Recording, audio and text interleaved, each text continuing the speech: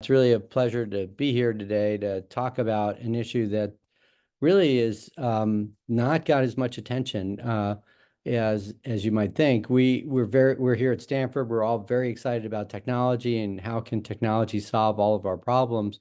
And the work that I'm gonna talk about is really tackling the massive, less glamorous part of healthcare, the administrative costs. So I just want to thank our sponsors for all this work, the Luddy Family Foundation, the Hearst Family Foundations, Gates Ventures, and the Government Business and Society Initiative of the Stanford Graduate School of Business. So you may have seen something like this chart where the U.S. healthcare spending per capita is higher than anyone else, any other OECD country, irrespective of the average income of the population. And economists have talked about what the differences are, and generally it's not a difference in practice patterns or utilization. This is Uwe Reinhardt, unfortunately, the late Uwe Reinhardt, with this famous article, "It's the Price is Stupid, How the U.S. is Different from Other Countries." It's a paper about 20 years ago. And his argument at the time was we're not doing more, we're just paying more for the services that everyone's receiving. But when you think about what the prices of services are, I want to really kind of decompose those and break this out a little bit. So how do we get to a price? Well, we start with professional costs, professional services that, to support our faculty. But then there's the facility costs and overhead costs. And obviously, the capital costs and capital infrastructure of healthcare today are really pretty significant. And then I tried to find an organizational chart for Stanford Medicine. This is the best I could find. Not only is it capital costs and infrastructure, but it's also people and teams. We have a large group of non-clinical people that work with us to day in and day out to take care of our patients. And then a part that I'm going to focus on a lot today is transaction costs. So behind all of this, we have to submit bills, and how we submit those bills and collect payment turns out to be a very high priority job for a very large number of people. As everyone's worked with me knows, I don't pick on Stanford anymore, but I love to pick on Duke. And this is a picture of the billing operation at Duke. And I had a slide I put together about 2 years ago on this, where they had 1,500 employees for the Duke Hospital submit their bills. When I looked at this website for the PRMO recently, and they're up to 1,700 employees to submit their bills. And so all of those costs go into, plus a margin, go into the idea of setting prices. And here's actually from our Stanford website what the price is for, in this case, a head CT. You could see hospital fees, professional fees, discounts, whatever that is, and then estimated patient responsibility. And this gets to the complexity of how we set prices, what those prices mean, and how we generate bills.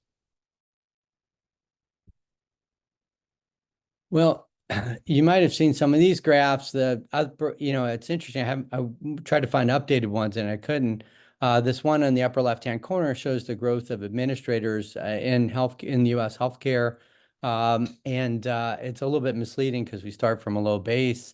But the bottom right here is the cost of administration in healthcare, and you can see this has grown as a proportion. And when you look behind the scenes, I found this a couple of years ago of all of these different associations of professionals that basically, by and large, serve to help us submit bills.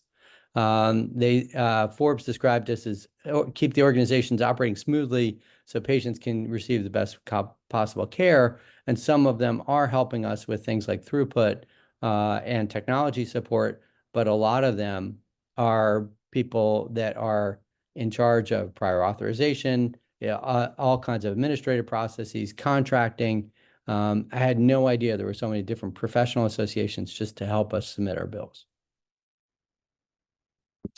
So this idea of administrative costs have come up a little bit more recently. In the upper left-hand corner here is some work from David Cutler and McKinsey, looking at the administrative costs. And what they estimate was that administrative costs are about 25% of healthcare spending. This number was from 2019, and that they calculated it would cost us $1 trillion to administer healthcare in the United States. And I want to just pause and say $1 trillion in spending on administrative costs is more than the total spending on healthcare for France, Germany, and Italy combined. So these are enormous, enormous numbers. And I think on top of that, I think this is all an underestimate. Healthcare spending is now actually approaching $4.5 trillion. So this is actually more like a number of 1.25 trillion. But on the right is some work from Will Schrank. In JAMA, Will was the chief medical officer for Humana, was in the Obama administration. And he estimates that of the spending, we're wasting at least $265 billion a year on billing and coding what he called waste. And that's a remarkable number that's consistent with what David Cutler and McKinsey came up with just 2 years ago. And this is work from Woolhandler and Himmelstein, and looking at the administrative costs in the U.S. and Canada. And they estimate that in the U.S., per capita spending on administrative costs is about $2,500. In Canada, it's about $500. And they estimate that we could save $628 billion a year if we had a single payer system. We'll come back to that. So we've been working on this question about how do we pay for healthcare and the transactions, and trying to understand the transaction process in healthcare. Phil Sang was a graduate student, was an MD MBA student at Duke, and Bob Kaplan is the country's leading authority in cost accounting using a method called time-driven activity-based costing. And together, for Phil's third-year research project, we estimated the cost of submitting a bill. And what you could see is we calculated, we built process maps. What is the steps in submitting a bill? In the upper left-hand corner here, this complicated process map, you can see at the top, it's titled Simplified Revenue Cycle Process Map. If you click on this paper, you'll see an addendum that's actually larger than the paper on all of the different steps in the contracting process that we were able to identify. Then this methodology requires us to go back and for each of these steps, figure out who's involved in the steps and how much it costs. And what we calculated was for primary care doctors, it costs $20.49 to submit a bill. And for specialists, it costs even more. And the other thing that we found in this was how much time physicians were spending that you all know, and things like coding and documentation that are not related to clinical care. And we did separate surveys of that to try and estimate those time costs. And so those are included. With the team at the business school, last year, we actually said, well, what do the health plans do? What do they do when they get these data? And health plans have a variety of different steps. And again, this is a simplified payer process map. Before we have an encounter, we have to work with the health plan to make sure the patients who they say they are, whether they have access to the health plan, what services they are entitled to under their health plan contract. During the encounter, we have documentation and coding, obviously, might have prior authorization services. Post-encounter, we have to submit the claim. There's processing and adjudication. And then when you have a complicated claim, there's a denials and then an appeals process. I still remember a long time ago going to visit a community hospital in North Carolina, and every single member of the executive team of that hospital was in charge of working in appeals for a high-cost case. And then there are meta processes. Why do we have all this complexity? And we hear a lot about concerns about fraud in healthcare, which is a real concern. but also abuse and risk management. And then there's contracting. So in the United States, the way the healthcare system works is every health plan has to have a contract with every single provider, and that sets the terms and conditions under which patients can get services. Uh, when we were able to map that out, we ended up with looking at the complexity here, and this is to me, an amazing diagram. These are all of the different private firms, or some of the different private firms in each one of these steps in the revenue cycle management process. So as we've identified each of these steps, there are these firms that are now specialists in each one of these steps that help payers or help providers to transit that step. And just looking at this, you can see the complexity, all of these different firms that are out there doing one specific task as part of the billing process. Obviously, each one of these are adding costs somewhere to the healthcare system. They're making money, but they're adding to the complexity of the process. So one of the things that makes getting healthcare and receiving healthcare really complicated is this concept of prior authorization. And I know the AMA has been very focused on that. We'll come back to it a little bit more. But this is the idea that the health plan has to pre-approve a service before it's provided. And the AMA has done a survey about how much that costs providers to actually do all this paperwork, how much it delays care, and whether it has any impact. And you might wonder, why do we even have this kind of process in place? And I want to show you GE's Hawthorne plant, Western Electric's Hawthorne plant, which was the beginning of modern scientific management. And they did experiments at the Hawthorne plant. And one of the experiments was, if they turned the lights on and turned the lights off, the workers worked harder because they thought someone was watching. And to some extent, the idea of prior authorization, and I haven't found great data about the economic impact of this other than the cost of doing this, but the health plans would probably describe it as a world where, well, if the provider community didn't think the health plan was watching, they would be doing a lot of inappropriate services. And so it's not that prior authorization itself saves money, it's the fact that this process is in place is keeping a lid on healthcare spending in the United States. I would say that that claim we'll come back to that claim. So with Aya Azari Jabari and Dave Shanker, we've been trying to understand how many different services are related, require prior authorization, and we're actually not totally done yet. And here's what it looks like across a variety of different health plans. Our favorite now, Aetna Health Plan, in terms of the number of different services and medications that require prior authorizations, Humana, United, and Anthem.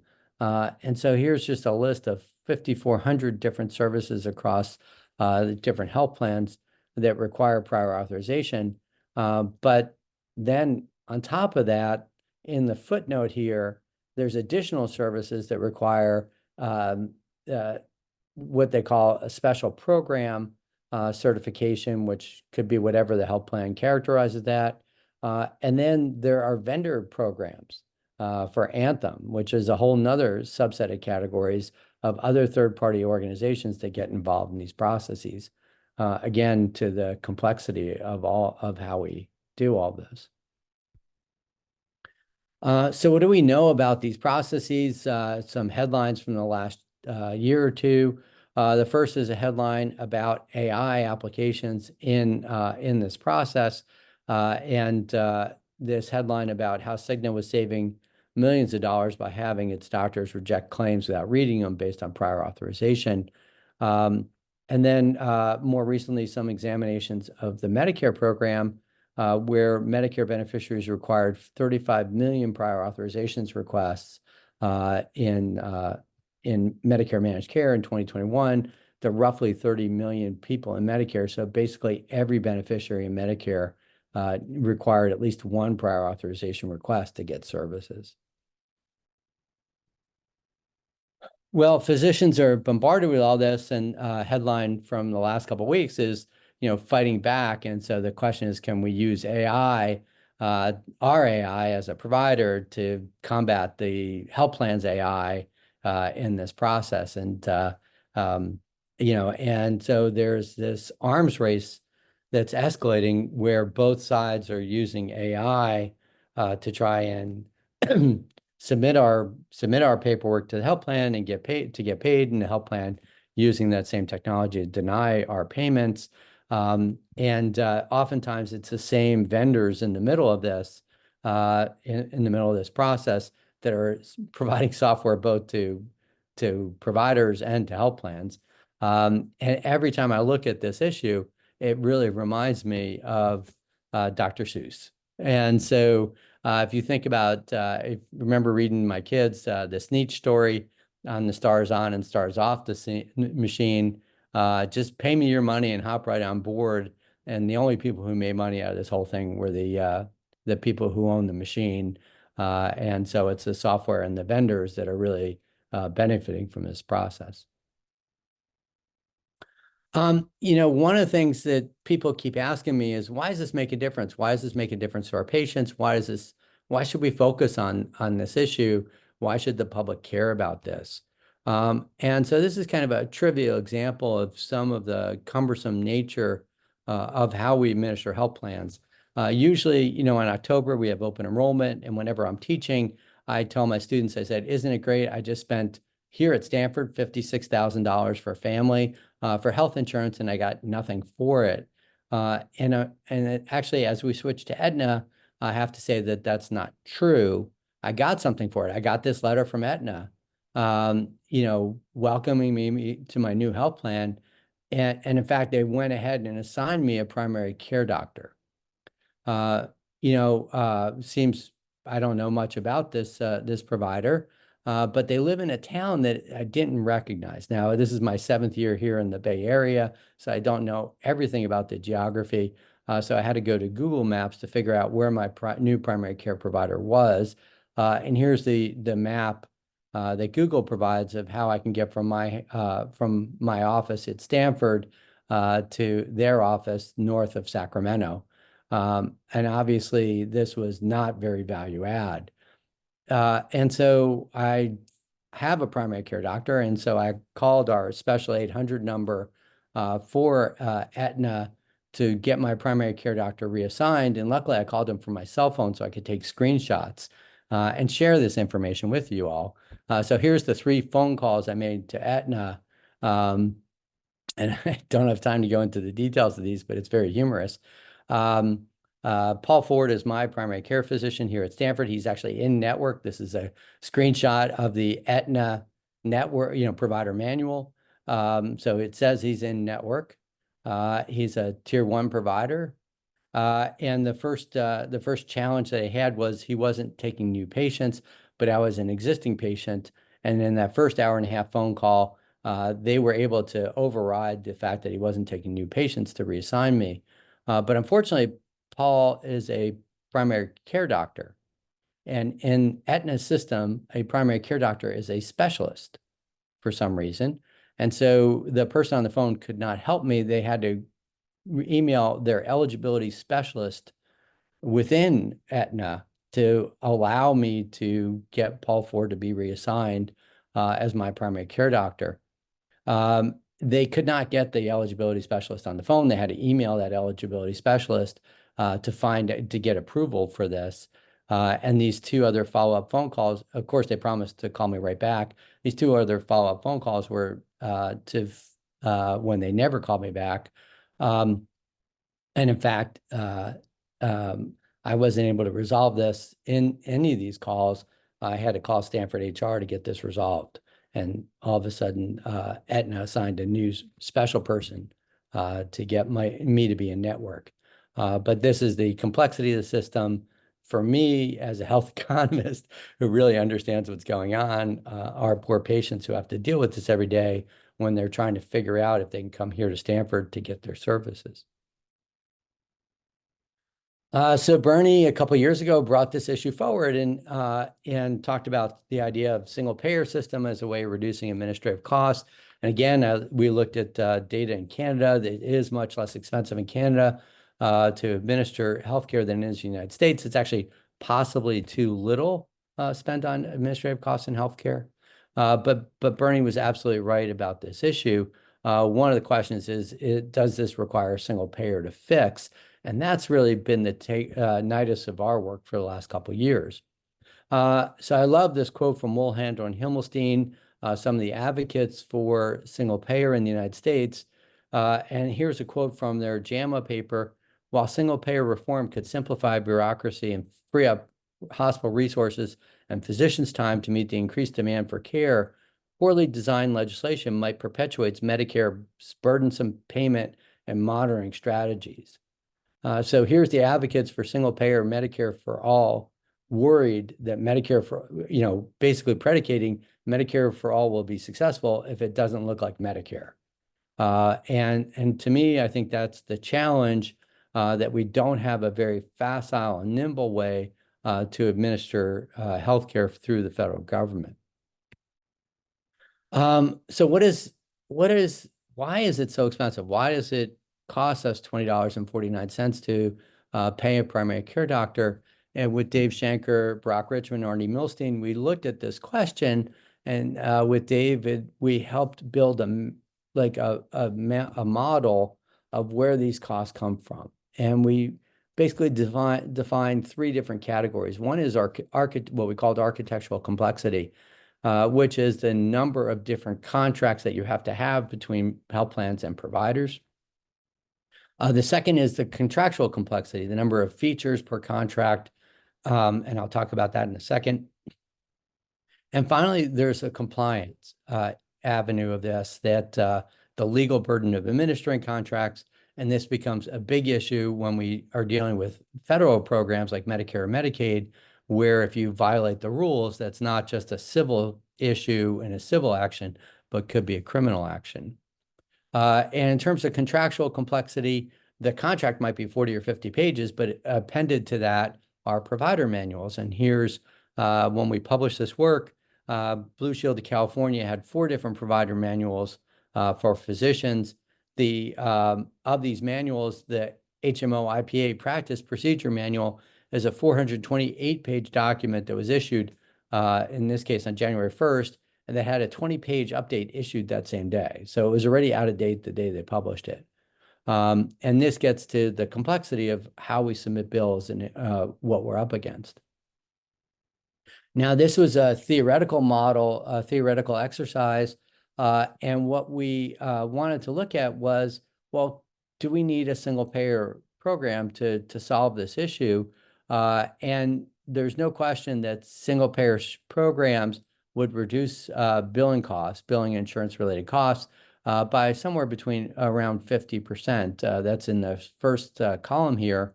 But that was the optimistic scenario. The pessimistic scenario still had us saving money, but not as much. And the issue here was, again, compliance costs tend to dominate. So if we're only contracting with the federal government, we might have an army of compliance and risk management people following us around all day when we're doing our work. So the question was, can you simplify a private multi-payer system? And here are several different analyses of simplifying the contracting, going off each of our dimensions. Can we simplify the payer contract process? Can we simplify the architecture process? Can we do both? And if we did both, actually, you could have a private multi-payer system with lower administrative costs than with a single payer system. And so again, this was a theoretical exercise, but it gave us some cause for optimism. And then we went with Bob Kaplan looking globally to say, well, how does this work in other markets? And what we found was, Bob and Brock Richmond, what we found was actually, yes, there are other markets with private multi-payer systems that have lower administrative costs than the US. And here I'd highlight the Netherlands, which has a private multi-payer system, and the billing and transaction costs are 10 cents on the dollar for what they are in the United States. This was a really relatively small study, but it really proved our point. And in the US, you could see the outsized cost of coding as part of this work that we do. That's not really a cost in many other parts of the world. In fact, in Singapore, we were told the computer just does all that for the providers. And we also have a lot of complexity. So for the Department of Medicine, this is a couple years back with Kelly McFarland, we looked and there are over 500,000 individual submitted charges in our database for the Department of Medicine. That correspond to 844 different unique CPT codes and 1,400 different RVU values. Submitted on behalf of 737 different providers across 12 divisions. So lots and lots of complexity of how we submit bills as providers. And so the question was, do we need that complexity? And so in this analysis, we actually just simplified the entire coding system to 9 categories from 844. And we were able to recreate everyone's salary to within 1 or 2%, as you can see here. So this complexity of the coding process doesn't necessarily add value. We don't need this level of complexity to pay ourselves. So going back to David Cutler and McKinsey again, where could we get that $250 million in savings? And what you see here are things that are already computed in terms of green, or electronic, partially electronic and light green, and manual and purple. And what you see is underlying our healthcare system is this incredible amount of manual work. And what I like to describe this as, we digitized the billing process in healthcare, especially with the HITECH Act, but we basically took an analog process and digitized it. We never created a fully digital process to transaction process. And as a result, you have all these manual steps that contribute to the tremendous costs and complexity. And again, here's a different group looking at the same set of issues, processes that have the potential for automation. And again, look at the number of steps, the number of different processes that are included in this, that at least these people have identified currently have really high levels of manual work. So all of that was theoretical, and then this is work out of Johns Hopkins that really we referenced from Jerry Anderson and G. Bay. At the end of the Trump administration, we actually mandated that health plans, hospitals and health plans disclosed their prices. And as part of that work, we were able to identify for the first time ever the actual magnitude of the complexity of healthcare contracting in the US. So it turns out right now in the United States, there are 317,987 different health plans in the market. That's basically one health plan for every 1,000 people in the United States. We currently bill for 599,204 different SKUs or service codes. So a lot of those are drugs, but they're also physician services and other services. So 600,000 individual items. But the most remarkable statistic was the fact that there are 57 billion negotiated prices in the database, which means that there are 94,335 negotiated prices for each procedure in the United States. And if you think it costs you $3 or $5 just to update the coding system so that we pay the right price for each of these negotiated prices, you get to that $250 million number really quickly. So our conclusion at looking at this complexity is that AI alone will not reduce the administrative burden in healthcare, and that was the title of our talk. LLMs are clearly exciting, but the business process itself is not optimized to allow us to use the technology as a solution. And again, what we did when I love to show these slides and have people really stare at these two financial transaction platforms. One is our Blue Shield of California card and our MasterCard. And the interesting thing is just to stare at these physical documents. The insurance card, you will see, has no barcode, has no chip. It's an entirely analog process. You go to the provider, and what do? We photocopy this darn thing or scan it these days. It just shows you that it is under the chassis underneath how we bill for healthcare is this analog process, entirely different than the MasterCard process. When you pull out your health insurance card, you're paying roughly 30% transaction costs for every service. When you pull out your MasterCard, you're paying 2 or 3%. And what we find, and Dave Cutler and Rob Huckman talk about this, we digitized analog processes in healthcare, but we did not get productivity gains from this technology because the underlying process is so broken. And so turning to technology guru, Bill Gates, the first rule of any technology used in a business is that automation applied to an efficient operation will magnify the efficiency. But automation applied to an inefficient operation will magnify the inefficiency. And unfortunately, how we've used technology in healthcare is falling into this latter category. So, you know, the question is, what do we do about this? And how do we tackle this problem? If you believe my description of it at this point, and the really exciting thing is that across the business school and across Stanford, we have lots of different ideas about how do you tackle problems using innovation as a solution and innovation theory. Design thinking at the business school, research-based innovation, Scott Brady at Innovation Endeavors. Scott's idea here is that we should be really focused on important problems, and clearly administrative costs are. Clay Christensen looks at the role of business process, technology innovation and business model innovation. And clearly everyone's focused on technology in healthcare. We need to focus on business model innovation. The late Will Mitchell talked at Duke and Toronto, talked a lot about organizational innovation models. Skunk Works, small teams, like building the next new generation solution. Ilya Strablev at the GSB has just published a book on the venture mindset about different ideas about building and scaling innovation.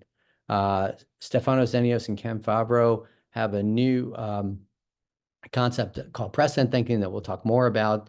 And actually with Nigam for the division of Nigam Shah with the division of general medicine, hospital medicine, we're thinking about kind of moonshot as an innovation idea, really picking a goal for hospital medicine and seeing how we can build solutions to get there. But there are a lot of different innovation ideas about how do we take a problem that we've identified of high administrative costs and build a solution. And so I'm going to talk about precedence thinking because this is a really exciting idea about how to take a problem that's as enormous as this one and figure out a solution that we could bring to, a scale that we could scale for the entire country.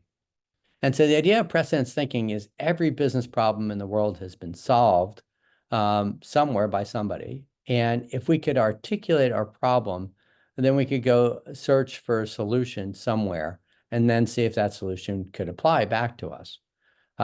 This idea of precedence thinking is not entirely new. When I talked to Dave Magnus at the Bioethics Center about this, I was all excited about this. And David said, well, you know what? We actually do this all the time in ethics. It's, we look at cases that have been solved before and see how they apply to the current situation. So this idea of using other people's, in class, I always say plagiarism and business model is fair game. So to illustrate the power of this, we got Ken Favreau gave us this test, and the challenge is which firm was based on these four solutions that were identified in the marketplace. the development of the meatpacking industry in Chicago in 1880, the development of a black fast-drying lacquer paint, Isaac Singer's idea of selling sewing machines through franchises, and awarding of stock options to employees by Procter and Gamble.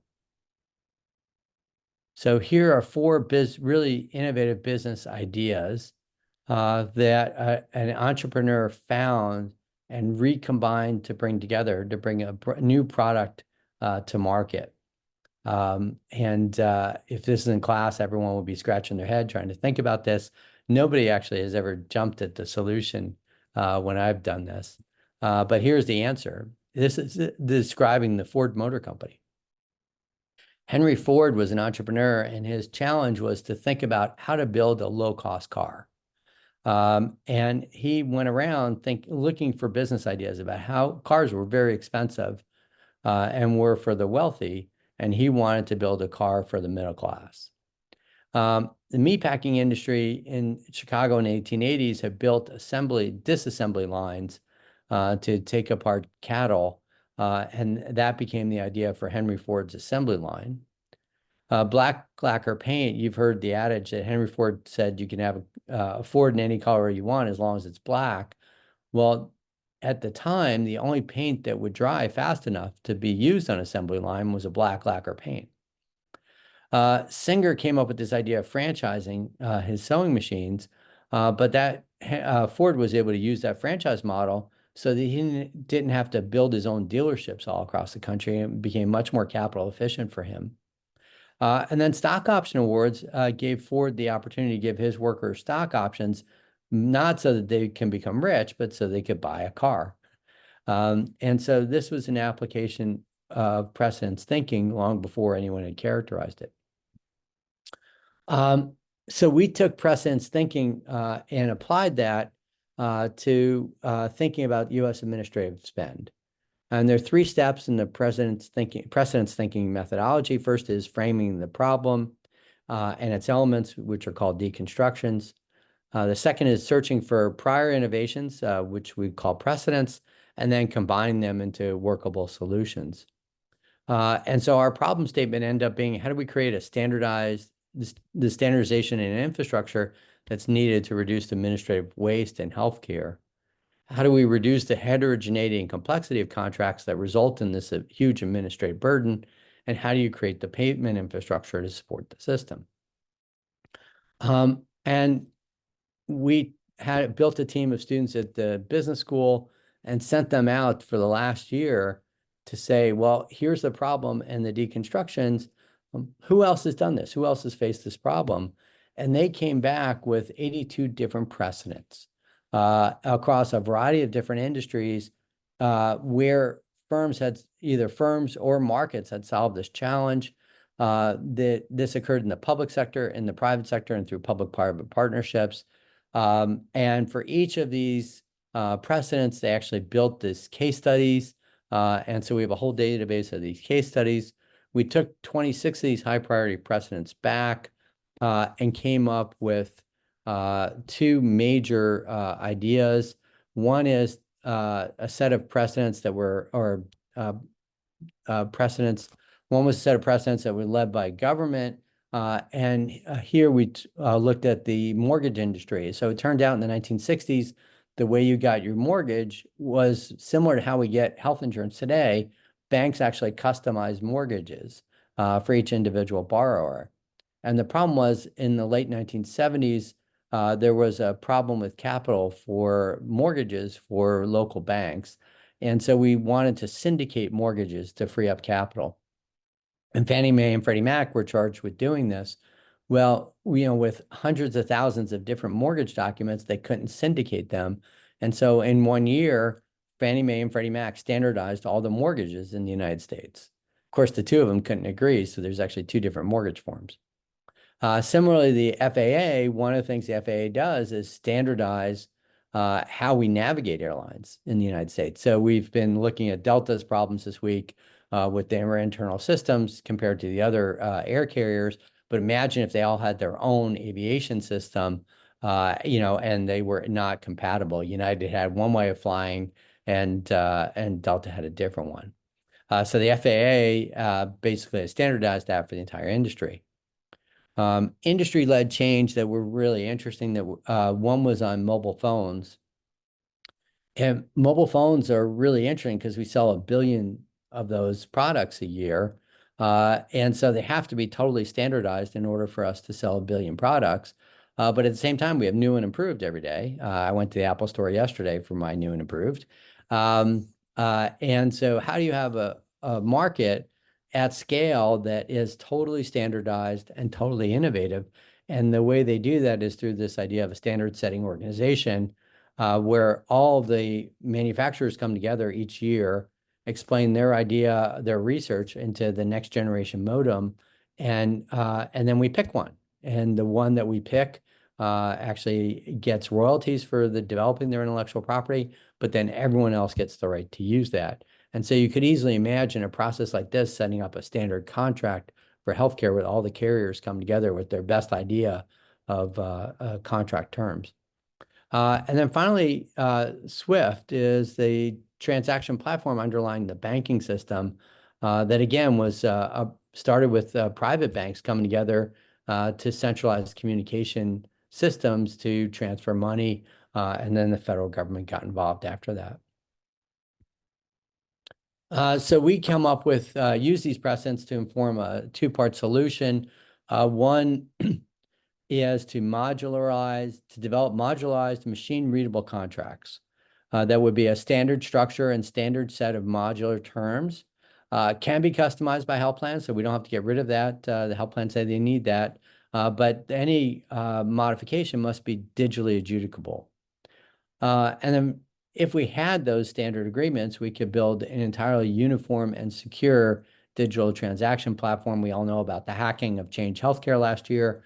And some of that has to be because of the complexity of the system. So we could build it. This could be built on a standardized contract structure and house our digital contracts.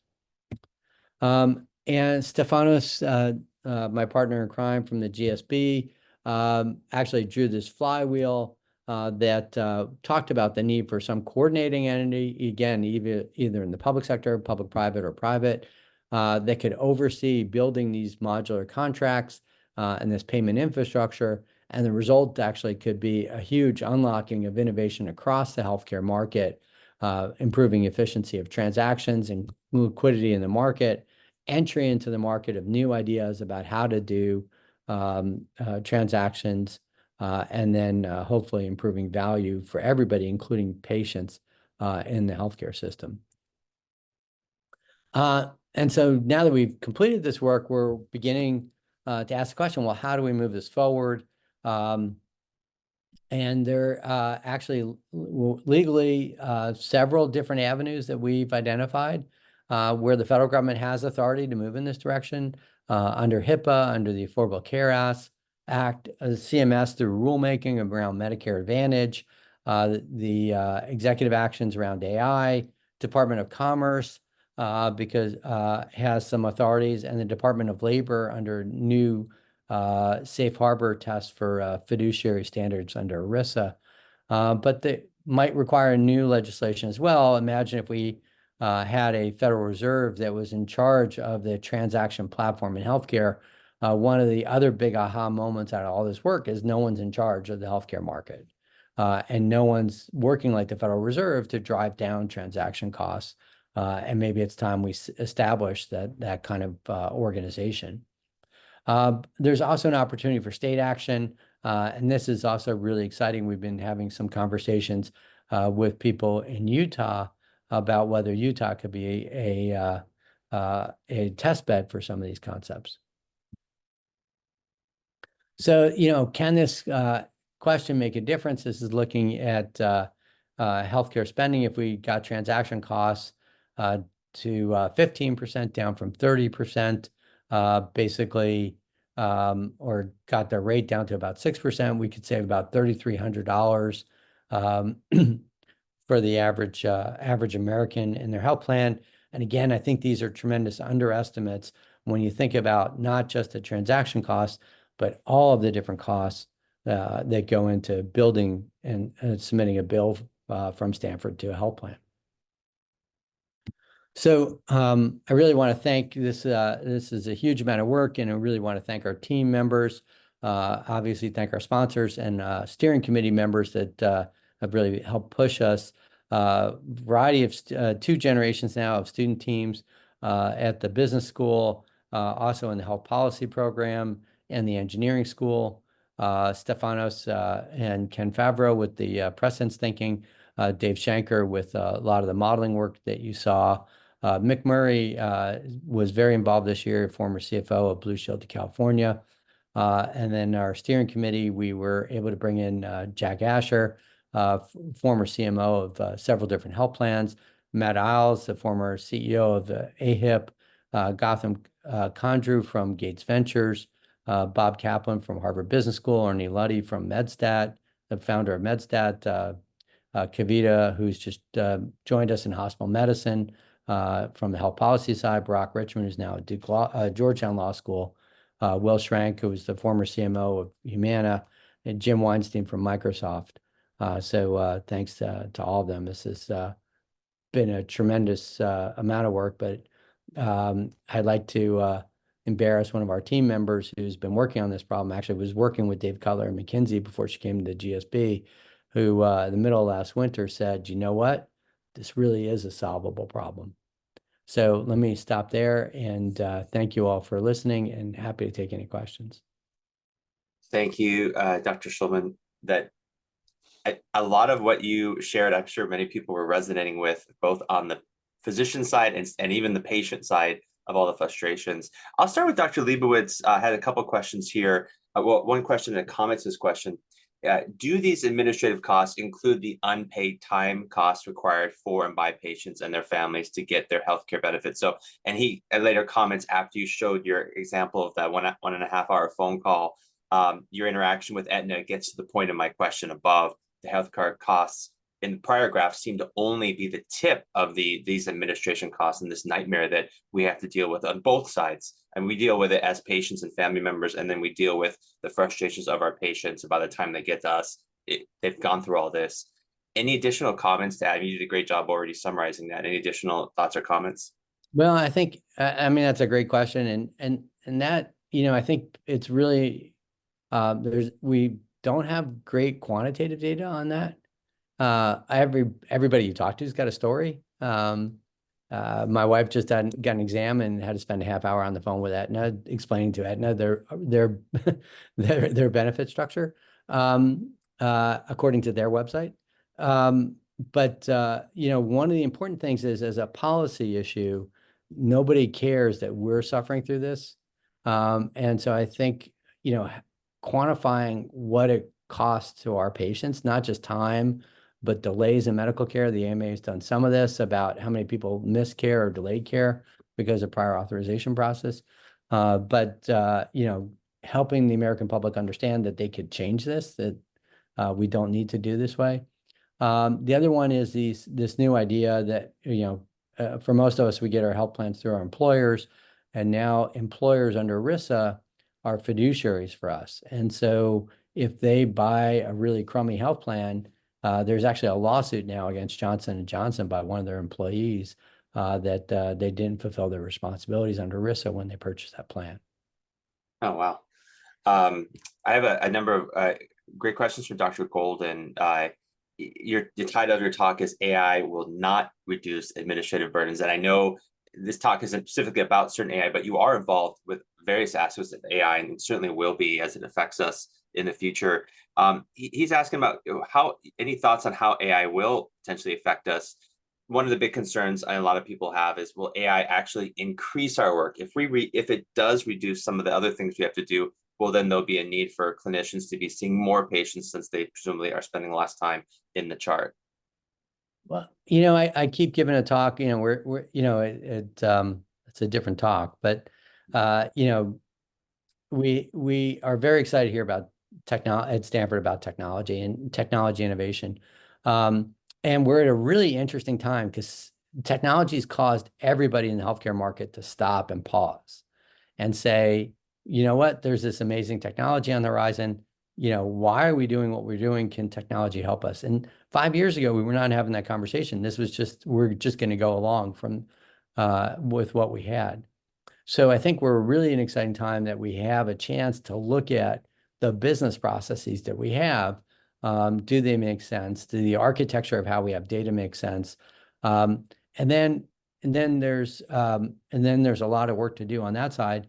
But there's a really good chance that technology, if we had efficient processes, we could be in Bill Gates's category one, where technology could really help us. And so it could, I see it, Errol, more as, can we make our lives easier? There's a lot of what we're doing today that is collecting data, trying to aggregate data, trying to cipher, distill charts, mind-numbing kind of processes that AI should be able to help us with. And that's just the beginning of this. We have really creative students around campus. One of the things we've just done is survey the faculty in hospital medicine and ask the question, like, if magically, if someone could solve a problem for you, what would that problem be? And so we don't have solutions to that yet, but I think we can all get involved in figuring out, here's a place where technology could really help. Yeah, we have a lot of great ideas for problems to solve right now in that survey. Dr. Shi has a great question here. Given the number of people who are employed by these administrative costs, how will there ever be a motivation as the key to fix this? And if I could just add, one of the things I was looking up as you were talking, I remember President Obama talked about not being fully for single payer. I always wondered, to get elected, you have to make people happy on different sides, and there's all these, right? Is this politically, can this be done because of all these different drivers? I think we could get, again, this big aha moment. We've done this several different times. We did this in banking, we did this in mortgages, we did this in airlines. So it's totally doable. I think we're working, actually, I should have had on the slide, we're working with the Hoover Institute here to say bipartisan, this is the payment process in healthcare is critical infrastructure for the U.S. economy. And that's a bipartisan issue. And who's paying for healthcare out of which pocket is a separate issue. But I think we could make a really strong case that you could have bipartisan look at this. And because it resonates so viscerally with so many people, if we can say it's the administrative burden, we don't have to change who's paying. Your employer could still pay, you could still have a private health plan, but they got to be of this form so that, it's not as much of a burden to you. And, I would say, like, look at Pete Buttigieg with the enforcement actions he's taking. He's out there saying, look, patients aren't, the air carriers are responsible for getting you from here to there, and they're not fulfilling their responsibility. And so he's woken up the Department of Transportation to try and police that a little better. Dr. Schulman, a question here from Dr. Goldstein. Can you say more about the potential impact of single payer, such as which administration costs would it lower and which would it not? So single payer would lower the contractual complexity. So we wouldn't, you'd have like one Medicare contract. So that would go down. Medicare, the contractual complexity could go up. I told you Blue Shield's got a 438-page provider manual. Medicare's got 100,000 pages of rules. And so yes, it's one set of rules. They change them every year, but that could go up. And then, again, the compliance costs would go up, because if we made a mistake, that's not a mistake, that's fraud. And it's a federal crime. And so those costs would go up. The other costs that not calculated are the innovation costs. So we're all struggling with inbox messaging, right? And why? Because Medicare doesn't pay for us to answer inbox questions. Medicare didn't pay for breast cancer screening and colon cancer screening for the first 30 years of the program. And so the problem with having a health plan as a single payer system is if you want to make a change to the health plan, you need a law or you need a regulation. And we'd be basically locking in what we have now with no chance to use these technologies to do remote, look at remote care. Before the pandemic, there was no telemedicine. There were 600,000 telemedicine visits in the U.S. Before the pandemic in Medicare. I have a great question for Dr. Winslow. As you know, Dr. Winslow is a veteran. He's done a lot of service to our country, and he's a patient also at the VA. Can we learn anything from the VA? I'm happy, so personally happy with my care at the VA and how painless it is administratively. Also, working at the VA as a doctor, the administrative burden was much less than in the civilian healthcare system. Yeah, I mean, Kaiser also is. I had the great. Got to visit with Alan Enthoven yesterday, who was an economist here at Stanford. He kept reminding me he retired 25 years ago, but was the country's leading advocate for managed competition. So I think that just illustrates what happens if we reduce the complexity of the contracts behind the services. So again, it's another proof point that this is possible. I have a question here with Dr. Tang. He mentioned Dr. Don Berwick, which I remember he gave grand rounds here. I think, Kevin, thanks to you helping set that up a few years ago. But his question is, as Don Berwick says, every system is perfectly designed to get the results it gets. Isn't it possible that the board members and CEOs of private healthcare plans are smiling, saying, yep, this is exactly what they wanted? If only Kevin and his wife could get their claim paid as per their contract, the insurers won for 99.9% of others who couldn't get their claims through. Signed. Yeah, yes. But again, part of this is there's no one in charge of the market. So if you were buying, again, let's pick on the airlines. If you were buying plane tickets every day and the airlines half the time canceled the flight or said they wouldn't seat you, there'd be a mechanism to adjudicate that. There's no one in charge of the healthcare market in the U.S. And this back end of it. And so, yes, that's the industry's business model because we let them set that up and we let them get away with it, but it doesn't have to be that way. Again, there are private multi-payer systems outside the United States that work very effectively and very efficiently. They just have a different set of incentives that they're operating under. Dr. Schulman, I just realized we went just past 9 o'clock. I have a million more questions to ask you, but we'll leave it there because I know everybody has to go take care of their patients now. Thanks for all the work you're doing here. This is certainly an ongoing topic that I know you'll be back to present more on in the future. Thanks everybody for sticking with us and have a great rest of the day. Well, thank you all. The preceding program is copyrighted by the Board of Trustees of the Leland Stanford Junior University. Please visit us at med.stanford.edu.